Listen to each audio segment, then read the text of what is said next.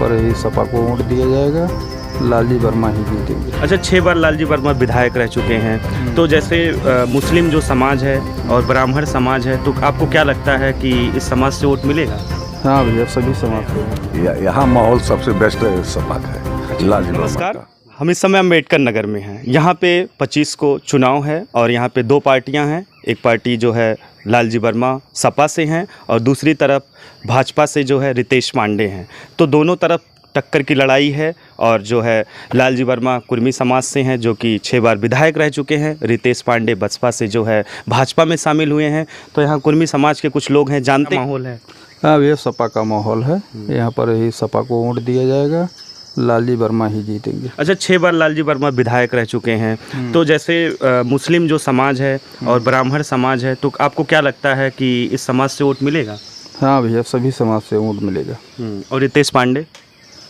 अब उनको देखा जाए भैया, अब उनके बारे में हमें जानकारी नहीं। अच्छा, जिस तरीके से मोदी जी का 400 पार का नारा है और इंडिया गठबंधन राहुल गांधी दावा कर रहे हैं कि अगर हमारी सरकार बनती है तो किसानों का कर्ज माफ़ करेंगे, 30 लाख युवाओं को नौकरी देंगे, आपको क्या लग रहा है कि इसका कुछ असर पड़ेगा कि नहीं? हाँ भैया, कुछ न कुछ तो असर ही पड़ेगा। तो आपको क्या लगता है कि केंद्र में बीजेपी आए फिर कांग्रेस?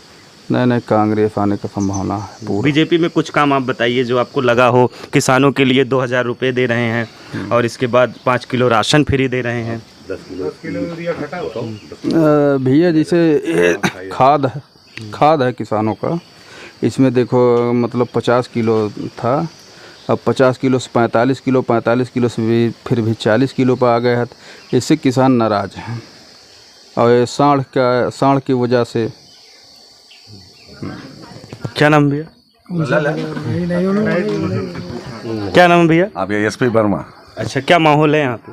यहाँ माहौल सबसे बेस्ट सपा का है, लालजी वर्मा का। अच्छा, ये बताइए, पहला सवाल हमारा ये है कि जो है बसपा से और सपा से जो है रितेश पांडे गठबंधन से सांसद हुए थे, तो अब इसके बाद बीजेपी में गए, तो उसका कुछ असर जनता पे दिखेगा? बहुत असर दिखेगा, क्योंकि दलित बैकवर्ड दलित दोनों मिलके रितेश पांडे को जिताए थे। अब वे जो हैं बीजेपी मांगे, इसे दलित या बैकवर्ड मतदाता उनसे रूठा है।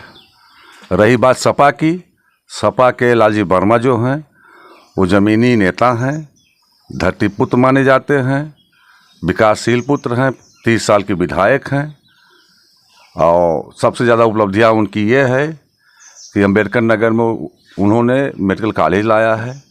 इतना बड़ा काम आज तक देश जब से आज़ाद हुआ कोई नहीं लाया है। अच्छा, रितेश पांडे, ऐसा लोगों का मानना है कि बहुत दबदबा है, काफ़ी पैसा खर्च कर रहे हैं, तो इसका कुछ असर दिखेगा? कोई असर नहीं पड़ेगा। पैसा वो खर्च जो कर रहे हैं वो अपने लिए करें, जीतने के लिए, लेकिन मतदाता ऐसा मानने को तैयार नहीं है। अच्छा, केंद्र में आप क्या चाहते हैं, मतलब बीजेपी आए फिर या कांग्रेस? नहीं, गठबंधन हम लोग चाहते हैं। अच्छा, मोदी जी का फिर अब की बार दावा कर रहे हैं कि अगर हम जो है पीएम बनते हैं तो फिर 5 किलो राशन फ्री देंगे और सारी सुविधाएं देंगे, तो इस पे आपका क्या कहना है? उससे कोई मतलब नहीं है। अगर 5 किलो राशन दे रहे हैं तो 15 किलो साढ़ उनका खा रहा है, जोगी का 15 किलो साढ़ खा रहा है। और हम लोग कोई भी जैसे सब्जी बोना चाहे या मटर बोना चाहे, हम लोग किसान हैं और कोई नहीं होता है, जो बोते हैं वो सब चल जाते हैं। इसलिए हम लोग को, और रही बात जैसे महंगाई है, पेपर लीक है। अब जैसे अम्बेडकर नगर जनता, जो युवा जनता है, वो भी चाह रहा है कि गठबंधन सरकार बने। 3-3 4-4 पेपर इन्होंने लीक किया। बाबा का बुलडोजर चलता है माफिया के ऊपर, अब इनका बुलडोजर क्यों नहीं चल रहा है? जो पेपर लीक कर रहे हैं इन्हीं सरकार में हो रहा है, वो माफिया नहीं है, क्यों नहीं एक्शन ले रहे हैं? अच्छा, 14 के बाद से जब से मोदी आए हैं, किसानों के हित में आपको क्या लगता है, क्या काम हुआ है? कुछ नहीं काम हुआ। वो 2000 रुपया दिए हैं और उससे क्या होगा? अच्छा, 2000 रुपये का कुछ असर दिखेगा? कुछ नहीं दिखेगा। और ये 5 किलो फ्री का राशन? कुछ नहीं। ये गरीब जो है, जो अशिक्षित है, वो उसी को दिखेगा। जिसे जो 80 है या बैकवर्ड में गरीब है या सामान में गरीब है, अशिक्षित है, वही उसी के लिए है।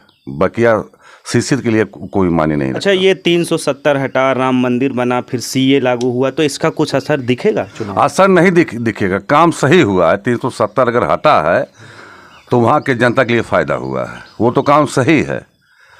लेकिन कोई माने नहीं कि मतलब राम जन्मभूमि बन गया है तो हम लोग का कोई और फर्क मोदी जी 400 पार का नारा है, तो क्या आपको क्या लगता है 400 पार हो जाएगा? काहे से पार होगा? कोई विकल्प है उनके लिए? 400 पार होगा? अच्छा, इस समय देश का सबसे बड़ा मुद्दा क्या है कि सबसे ज़्यादा फोकस का किस चीज़ पर होना चाहिए? अरे यार, सबसे बड़ा फोकस तो नौकरी पे होना चाहिए। हाँ, आज के युवा क्या कर रहे हैं? बेचारे बेकार हैं। मोदी जी तो स्पीच देते हैं, बताते हैं इतने युवाओं को नौकरी हमने दिया। मैं एक बात और कहना चाहता हूँ कि मेरे गांव में, इसी गांव में कम से कम 1 करोड़ रुपया सहारक है। कौन गांव ऐसा नहीं उत्तर प्रदेश का जिसमें सहारक पैसा न हो? अमित शाह ने बोला कि भाई सब ऑनलाइन कराइए, 10-10 हज़ार रुपया मिलेगा। और जो गरीब बेचारे थे 100-100 रुपया वो भी ऑनलाइन किए, एक पैसा नहीं मिला। अभी ये सरकार चाहे तो सबका पैसा मिल सकता है, लेकिन ये सरकार बोल नहीं रही है। अच्छा, अब चलिए लास्ट सवाल है, लालजी वर्मा कितने वोटों से जीत सकते हैं? लालजी वर्मा कम से कम 1.5 लाख वोटों जीतेंगे, ये मेरा चैलेंज है। क्या नाम भैया आपका? कपिल देव वर्मा। अरे किसको जिता रहे हैं? लालजी वर्मा को। अच्छा, ये बताइए, कुर्मी समाज और ब्राह्मण समाज और जहाँ तक मुस्लिम समाज की बात है, तो मुस्लिम समाज से कितना वोट, कितने % वोट मिल सकता है? 100%। 100%। हाँ, और ब्राह्मण समाज से? अब उसका के लिए नहीं भाई, बिरादरी को और जाएंगे जरूर। अच्छा, तो रितेश पांडे भी दावा कर रहे हैं 1.5 लाख वोट से जीतेंगे। नहीं नहीं, झूठ है उनका। क्या नाम है भैया? सौरभ वर्मा। अरे यहाँ पे कौन जीत रहा है अम्बेडकर नगर? लालजी वर्मा। अच्छा अच्छा, ये बताइए कुर्मी बिरादरी से कितना वोट पा सकते हैं? लगभग 98%। और मुस्लिम?